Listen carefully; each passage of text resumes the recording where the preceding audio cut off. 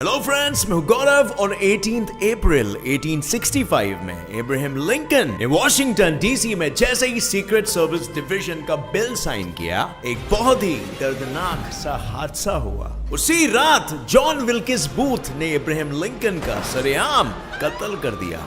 और अब जब प्रेसिडेंट ही मर गया तो सीक्रेट सर्विस आगे क्या करेगी। लेकिन क्वाइट सरप्राइजिंगली साल 1865 में जो बिल पास हुआ था उसमें सीक्रेट सर्विस का मेन मकसद कोई प्रेसिडेंट को प्रोटेक्ट करना नहीं था, बल्कि इलीगल नोट छाप को बंद करना था। लेकिन किंतु परंतु बंधु, सीक्रेट सर्विस ऑर्गेनाइजेशन के भाग्य में भगवान ने कुछ और ही लिखा था। जब साल 1901 में प्रेसिडेंट विलियम मैकिनली का रोंगटे खड़े कर देने वाला असैसिनेशन हुआ, तब यूएस की कांग्रेस ने सीक्रेट सर्विस डिवीजन को अपना प्राणदाता मानकर उससे प्रोटेक्शन की भीख मांगी। और बस एक साल बाद सन 1902 में सीक्रेट सर्विस डिवीजन बन गया एक सीक्रेट सर्विस एजेंट, जिनके जीने का एक और एकमेव मकसद था प्रेसिडेंट और उसके परिवार की रक्षा करना, अपनी प्राण संकट में डालकर। और तब से लेके आज तक काले सूट में काला चश्मा पहने ये सीक्रेट सर्विस एजेंट्स अपना सीना चौड़ा करे तैनात रहते हैं किसी भी अनइनवाइटेड खतरों के लिए। चाहे प्रेसिडेंट अगर सूसू करने भी जाए तो भी एक एजेंट उसके साथ जाएगा। खाने का पहला निवाला भी पहले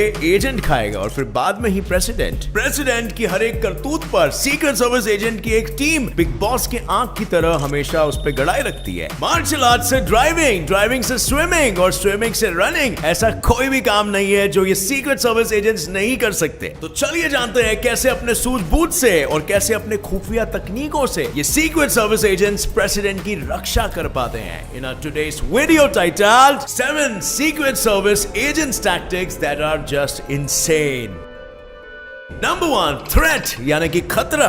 तो भाइयों, धमकी मिलना तो आम बात है एक प्रेसिडेंट के लिए, लेकिन एक भी धमकी अगर प्रेसिडेंट को मिलती है तो बिल्कुल मां की तरह ये सीक्रेट सर्विस एजेंट्स बाल की खाल उतारने में कोई कसर नहीं छोड़ते। सिर्फ एक धमकी भी काफी होती है ये सीक्रेट सर्विस एजेंट्स को तैनात करने के लिए। यहाँ तक कि मजाक में किया हुआ वॉर या फिर वार का ट्वीट, सोशल मीडिया में हर एक ट्वीट, हर एक पोस्ट और यहाँ तक कि हर एक कॉमेंट बहुत ही अच्छे से स्क्रूटिनाइज यानी इसकी तहकीकात होती है। और आपके सिर्फ एक एंटी प्रेसिडेंट ट्वीट से आपकी पूरी कुंडली निकालने के स्पेशलिस्ट होते हैं हमारे ये स्पेशल सर्विस एजेंट्स। इसके साथ साथ ये आपके पेरेंट्स और फ्रेंड्स से लेकर आपके एक्सेस और यहाँ तक कि नेबर्स की भी परेड लेते हैं। सो सोशल मीडिया जितना आपको फ्रीडम ऑफ स्पीच और एक्सप्रेशन देता है, उतना ही आपकी पर्सनल लाइफ को रडार पे लाके रख देता है। और अगर किसी डेढ़ शाने बंदे को पुरानी स्टाइल में चिट्ठी बेचकर धमकी देनी है तो बॉस सबसे पहले तो उसकी लगेगी, क्योंकि सीक्रेट सर्विस एजेंट्स के पास अपनी खुद की इंक लाइब्रेरी होती है। मतलब दुनिया में जितने भी इंक है सभी की हिस्ट्री भी यहाँ पर उपलब्ध होती है। इंक टैग्स के थ्रू ये सीधा इंक को ट्रेस कर सकते हैं कि ये कौन से टाइप का इंक है और ऐसे टाइप के इंक्स कौन से शॉप्स में मिलते हैं वगैरह वगैरह। और भाई जब इन लोगों के पास इंक की पूरी लाइब्रेरी हो सकती है तो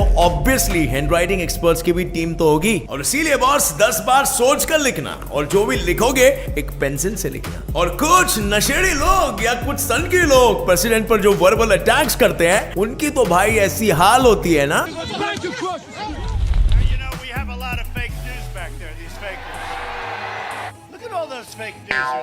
I mean, जांच पड़ताल कि वो खुद ही अपने कान पकड़ ले। सीक्रेट सर्विस एजेंट्स इतना खोद के उनकी लेते हैं कि भाई पूछो मत। और इन्हीं पोटेंशियल थ्रेट्स की तहकीकात करने को कहते हैं दी प्रोटेक्टिव इंटेलिजेंस। और फिर पूरी जांच पड़ताल करने के बाद ये लोग फिर धमकी देने वाले का भविष्य डिसाइड करते हैं। एक कि इसे सीरियस वार्निंग देके छोड़ दिया जाए, या फिर अगर बंदा सरफिरा निकले तो इसे पागल खाने भर्ती कर दिया जाए। और फाइनली अगर बात सारे हदें पार कर दे तो इसे क्लास ई फेलिनी यानी कि कड़ी से कड़ी सजा दी जा सकती है। Number 2, travelling. अब फ्रेंड्स, प्रेसिडेंट सिर्फ हाथ पे हाथ धरे व्हाइट हाउस के अंदर बैठा नहीं होता। उसको पब्लिक गैदरिंग्स और ऑफिशियल कामकाज के चक्कर में दुनिया भर घूमना भी पड़ता है। और ये घूमना फिरना कभी भी अचानक से डिसाइड नहीं होता है। जब कभी भी प्रेसिडेंट अपना एक कदम व्हाइट हाउस के बाहर रखे उससे पहले ही सीक्रेट सर्विस की जमतोड़ प्लानिंग शुरू हो जाती है। सीक्रेट सर्विस की एक टीम जाके पहले सारे रूट्स को और रास्ते में पड़ रहे सारे हॉस्पिटल्स की अच्छे से तहकीकात करती है और हॉस्पिटल से एजेंट्स उस पर्टिकुलर लोकेलिटी में भरे पड़े मेंटली अनस्टेबल लोग और सरफिरे लोगों की पूरी लिस्ट निकालकर उस लिस्ट पे अच्छे से बैकग्राउंड चेक करती है, सिर्फ ये देखने के लिए कि कहीं बीच रास्ते में वो मेंटली अनस्टेबल इंसान कहीं कोई थ्रेट ना बन जाए प्रेसिडेंट के लिए। और जब भी प्रेसिडेंट किसी होटल में ठहरने जाता है तो बॉस उस होटल की स्टाफ की तो शामत आ जाती है। इन डिटेल बैकग्राउंड चेक तो होता ही है, पर होटल वाले खुद एक पास्ट क्रिमिनल बैकग्राउंड वाले स्टाफ को हाथ जोड़कर होटल में कदम रखने से मना कर देते हैं। और हाँ, जिस फ्लोर में प्रेसिडेंट रहने वाला रहता है, सीक्रेट सर्विस वाले उस पूरे फ्लोर को तो बुक करते ही हैं, पर उससे भी एक कदम आगे जाके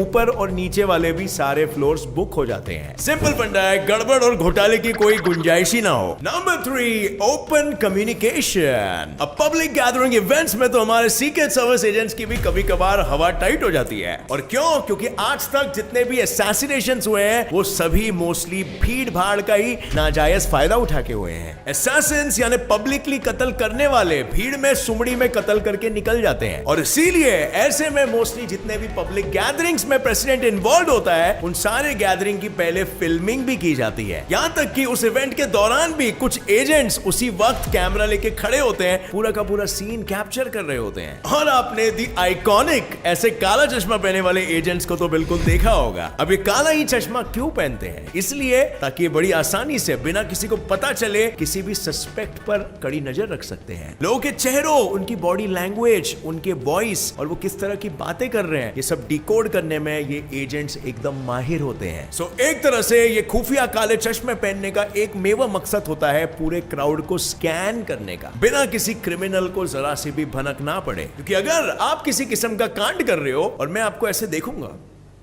तो आप वो कांड करना बंद कर देंगे ना। उस क्राउड में किसी भी इंसान का बिहेवियर अगर थोड़ा सा भी हटका सा लगे तो वो ऑलरेडी एजेंट्स के नजरों का शिकार बन जाता है। और खास करके वो लोग जो जेब में अपना हाथ डाल के बैठते हैं या फिर वो किसी प्रकार के बैगी और लूज से क्लोथ्स पहनेंगे जिसमें कोई भी चीज छुपाया जा सके। इनफैक्ट बेचारे डोनाल्ड ट्रंप पर तो एक पब्लिक गैदरिंग में किसी ने कुछ फेंका भी था और वो बात अलग है कि वो बंदा बाद में पकड़ा भी गया और उसकी सारी करतूत एक वीडियो में कैप्चर भी हो गई थी। इसीलिए फ्रेंड्स, पब्लिक गैदरिंग में प्रेसिडेंट की जान को सबसे ज्यादा खतरा होता है। कभी भी कहीं से भी कुछ भी बॉम्ब फूट सकता है, तो इसीलिए सीक्रेट सर्विस एजेंट को पल पल हर पल चौकन्ना रहना पड़ता है। Number 4, medical emergency rescue.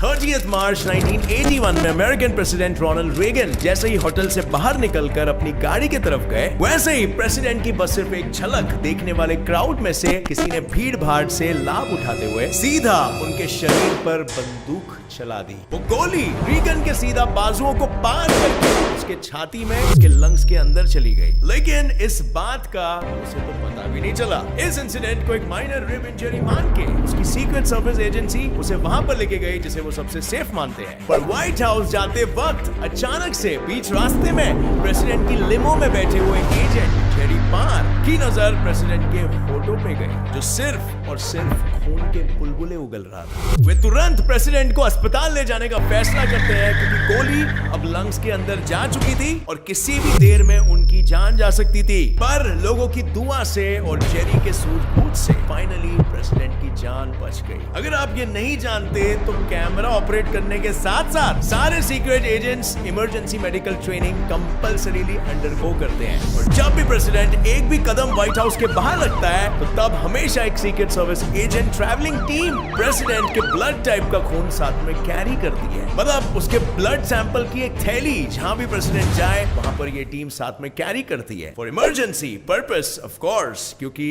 एक भी खून की बूंद की कीमत तुम क्या जानते हो रमेश बाबू।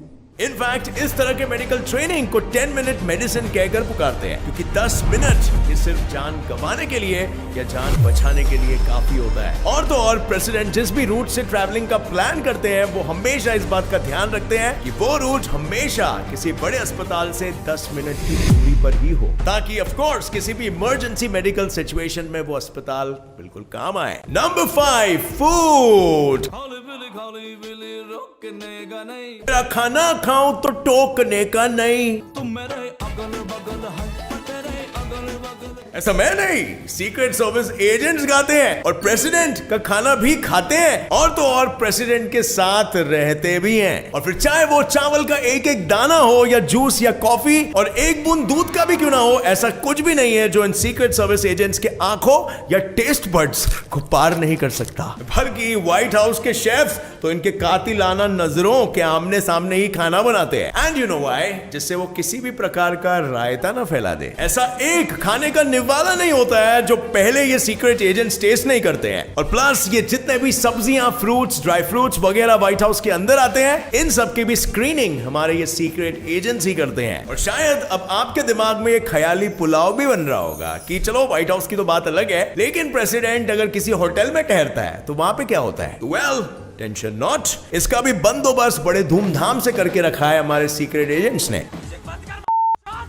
जब भी प्रेसिडेंट ट्रैवल करता है तो नेवी स्टीवर्ड्स यानी नेवी शेफ्स हमेशा खाना पकाने के लिए साथ में लेके जाए जाते हैं। अगर आपने कभी भी न्यूज में प्रेसिडेंट को बड़े बड़े लोगों के साथ एक 7 स्टार होटल में डाइन करते हुए देखा होगा, तो उसका भांडा मैं फोड़ता हूं अभी। ये सब एक किस्म का सिर्फ दिखावा होता है। सिर्फ फोटो खींचने के लिए थाली उनके सामने रखी जाती है। प्रेसिडेंट किसी भी हालत में एक निवाला भी गले में घूंट नहीं सकता जब तक सीक्रेट सर्विस एजेंट्स की मर्जी ना हो। अब यहाँ पर because of some weird reason एक चीज एक्सेप्शन है, और वो चीज हम सबकी फेवरेट है, पिज्जा। पिज्जा खाना प्रेसिडेंट को अलाउड है, यहां तक कि बाहर का होटल का पिज्जा भी। और इसके पीछे रीजन ये बताया गया है क्योंकि पिज्जा तो कहीं से भी बन के आता है, तो और पता नहीं होता कि कौन खाने वाला है और किसके लिए वो पिज्जा जा रहा है, और इसीलिए इसे पॉइजन करने का कोई चांस नहीं होता है। लेकिन मुझे पर्सनली ये रीजन इतना समझ में नहीं आया, क्योंकि अगर पिज्जा अलाउड है तो बाकी के रेस्टोरेंट ने क्या गुनाह किया है? ऐसा लग रहा है ना प्रेसिडेंट ने अपने लिए ये रूल बनाया। Number 6, car.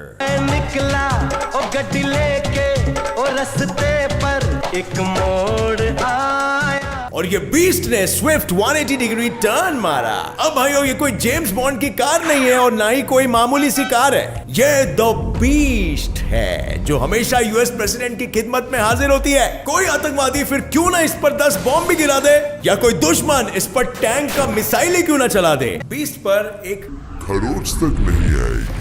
इसका बॉडी और उसके टायर्स ऐसे स्ट्रॉन्ग रेजिस्टेंट मटेरियल से बने हुए हैं जो किसी भी चीज को एंड्योर कर सकते हैं, और टायर्स ऐसे हैं कि नुकीले रास्ते पर भी चल सकते हैं, खिल्लों से भरे हुए। और इस बीस्ट को गाड़ी नहीं बल्कि चलता फिरता प्लेन ही समझो, कि ऑक्सीजन सप्लाई से लेकर पैनिक बटन्स से लेकर फायर एक्सटिंग्विशर से लेकर सैटेलाइट फोन से लेकर मिलिट्री ग्रेड आर्मर, यहाँ पर सभी कुछ मौजूद रहता है। व्हाइट हाउस से भी ज्यादा अगर प्रेसिडेंट के लिए कोई जगह सेफ है तो वो है द बीस्ट। और द बीस्ट को चलाना हर किसी ड्राइवर के बस की बात नहीं, वरना वो सैल्मन बॉय जैसी हालत हो जाएगी। इसे सिर्फ एक सीक्रेट सर्विस एजेंट ही चला सकता है, और इस हेवीली आर्मर्ड बीस्ट की मॉडिफिकेशन भी सिर्फ और सिर्फ secret service agents secret service garage में ही कर सकते हैं। नंबर 7, हु हा ही हु क्या करता है रे तेरी तो?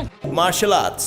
किसी भी सीक्रेट सर्विस एजेंट्स को वेपनरी के साथ साथ कॉम्बैट में भी स्पेशली ट्रेनिंग लेनी पड़ती है। पर कुछ हाईली स्किल्ड एजेंट्स रशिया की the world famous martial arts training जिसे कहते हैं सिस्टमा भी सीखते हैं। सिस्टमा दुनिया की सबसे डेंजरस और जानलेवा मार्शल आर्ट्स की टेक्निक है जो चुटकी मारते ही किसी को भी ऊपर टपका सकती है। सिस्टमा इंसान के जॉइंट्स पर बहुत ही ज्यादा फोकस करता है, कोहनी से लेकर गला, आंख, नाक, कान, हाथ और टांग पर यह ऐसा वार करना सिखाता है कि मार खाने वाला उठता नहीं, उठ जाता है। साथ साथ ये प्रेशर पॉइंट्स पे भी बहुत ज्यादा फोकस करते हैं, और इस सिस्टमा की ये खासियत है कि ये बिना आर्म्ड हुए एक इंसान बड़ी आसानी से 10 लोगों तक का सामना कर सकता है। और जो भी लोग इस स्किल को स्पेशलाइज कर पाते हैं वो साथ में एक बोनस की तरह एक सुपर काम माइंड भी पा लेते हैं। सो मानो अगर प्रेसिडेंट पर अचानक से क्राउड हमला कर ले, तो उस भारी भड़कम सिचुएशन में अपना पारा ना खोकर ये एजेंट्स आसानी से उस क्राउड का सामना कर सकते हैं।